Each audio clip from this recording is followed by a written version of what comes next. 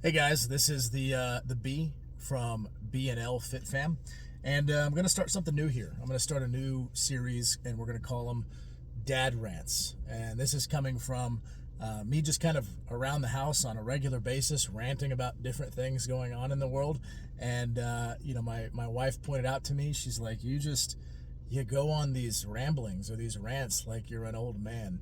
And I think the family as a whole gets entertained by them. So I thought, what the heck, we'll see if you guys get entertained by them. And so today's dad rant is timely because there's been a couple things that have happened with the local public school district, and it's kind of getting under my skin. And it's something that I think is considered culturally normal, but I can't be the only one who thinks this is inappropriate. This is the school system overstepping their boundaries. And so there's a few things that have recently occurred that I'm going to touch on. And the first one is this idea that anytime we take our children out of school, for one, I've got to have a reason. And for two, I've got to provide to them in return a doctor's note.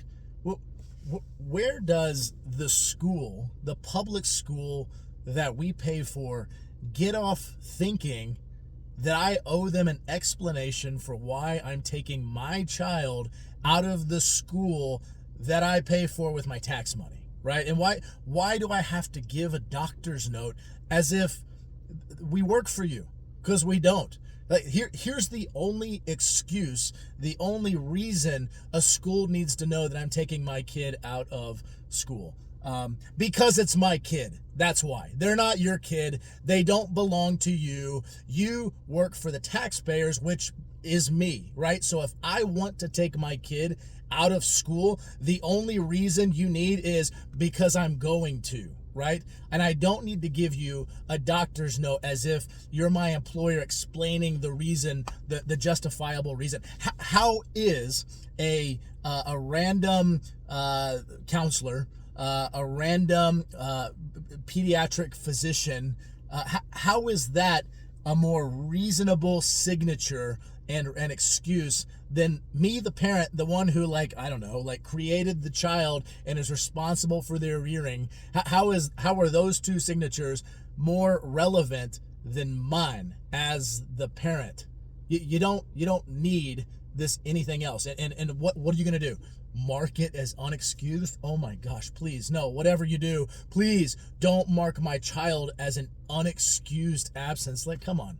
This is nuts. I cannot be the only parent that thinks this is crazy. The school believes we owe them an explanation. We owe them a note as if we're trying to get approved time off for our child being out of school. They don't work for you. Okay, they're our kids. So that's the one thing that's happened recently that's just kind of gets under my skin. And I know it's been going on for years, decades, ever since I was a kid. But I don't know how nobody has ever challenged this or doesn't even speak up about how it's wholly inappropriate. So that's another thing.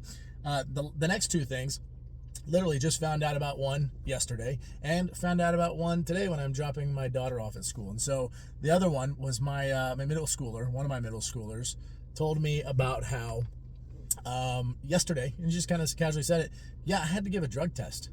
I said, what? You had to give a drug test? He said, yeah, they came in and, randomly picked out some kids, and they brought us, I guess, down to the office and had us go in the bathroom, and we had to give them a pee sample. Where was I?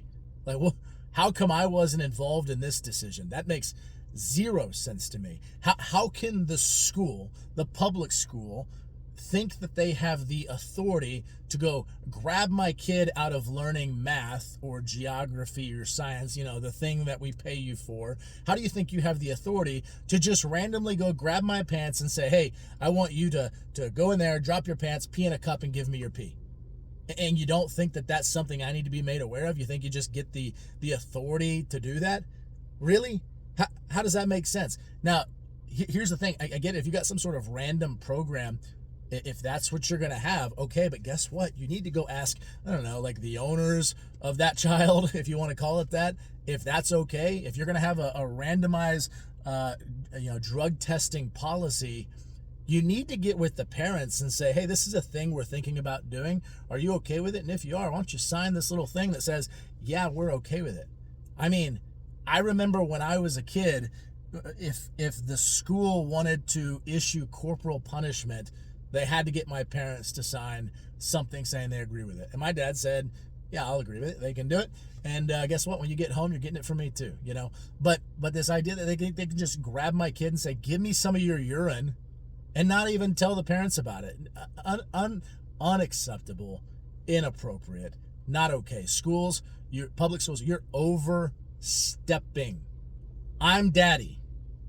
Mommy is mommy. Okay, you are public school. You are teachers and principals and admin. Your job is to teach my kids how to do 2 + 2, which guess what? You're screwing up at that too, by the way. Your job is to teach my kids geography and history, which again, you're screwing up at that. So before you try to start stacking extra things on your plates, let's worry about the whole education piece, because our kids in this society are getting dumber and dumber. Right? And part of that, and this is going to segue into the other thing that's driving me crazy, is the reliance on screens and your inability to properly monitor those screens that you're issuing to try to teach these kids.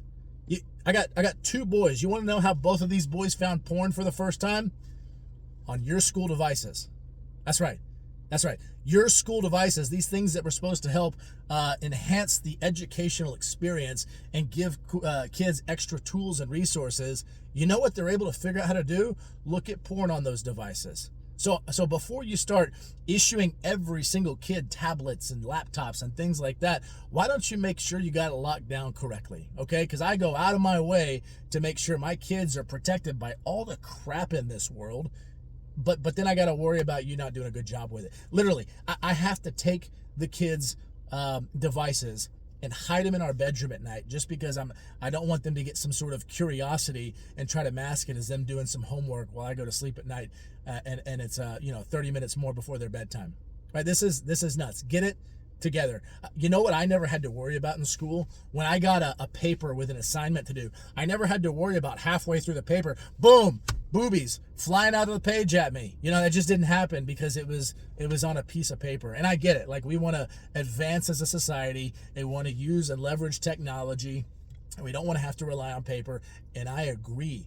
But before you just jump from one version or one method of education to another, make sure you know what you're doing first. Because if my kids are finding porn on your devices, that's an indication you don't know what you're doing yet. So you might have to go back to the number 2 pencils and some paper until you can figure out how to get the boobies to stop showing up on the computer, because I guarantee you they're not going to show up on the paper. Okay? And then here's my third thing, and it also kind of relates to my high school daughter. As she's getting out of the car this morning, when I drop her off, says, yesterday in geography, they brought someone in to come talk to us about bullying and sexting. Now, we'll start with the latter, sexting. Schools, not your job. Your job is not to talk to or teach my kids about sex. Never said you could do that. Never gave you the authority. That's my job. I'm daddy. Mommy is mommy. We will teach our kids about sexual responsibility. You're supposed to teach about, and which was what the class was, geography. So you teach about color in the maps, and you teach about where's China, where's Russia, how did Uzbekistan become Uzbekistan, or what? Like, that's what you're supposed to teach, right? But you're failing at that too. Okay, you're failing at all these things, and you decide, you know what, let's pause on the thing that we're not good at doing, and let's talk about sexting and how wrong it. Listen, schools, we probably don't share the same moral values. I have a pretty good feeling that we don't. So you don't have the right to just hijack my daughter out of the class I paid you to teach her, which is the geography, to teach her about sexting and what you think is appropriate. Because here's the thing, my 3rd grader, here's where I think you guys are getting things wrong. My 3rd grader was in class, had some boys knock on the door, teacher lets them in, and she lets them hand my 3rd grader love notes, right? So if you guys can't even figure out if it's appropriate to have 3rd graders exchanging love notes during class time, then boom, fast forward towards high school, you're probably not in a good position to be able to teach how sexting is or isn't supposed to work. The sexual stuff is my job. Okay, you can teach about biology, right? But you don't get to teach about sexting, and you don't get to teach about what healthy sexual habits are. My job.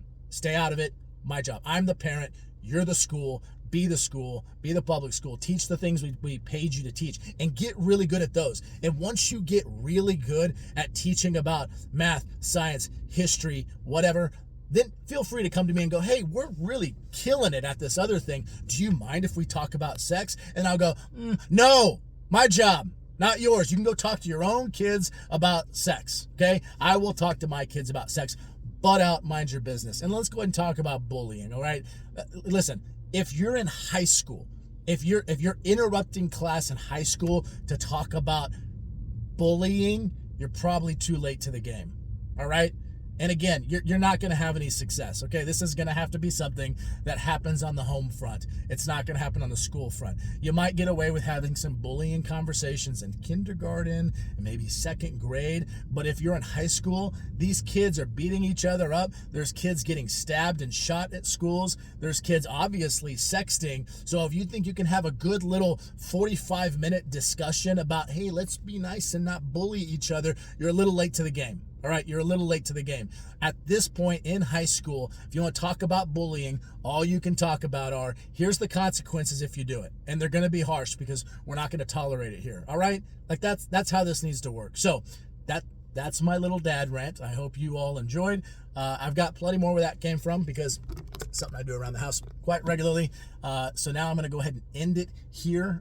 Stay tuned for the next dad rant. Go ahead and like and subscribe. Feel free to comment on this video if you agree or if you disagree. Say whatever you want. That's fine. Right now, I got to get off here and go make a call to 2 schools and let them know now you have overstepped. Thanks, guys. See you next time.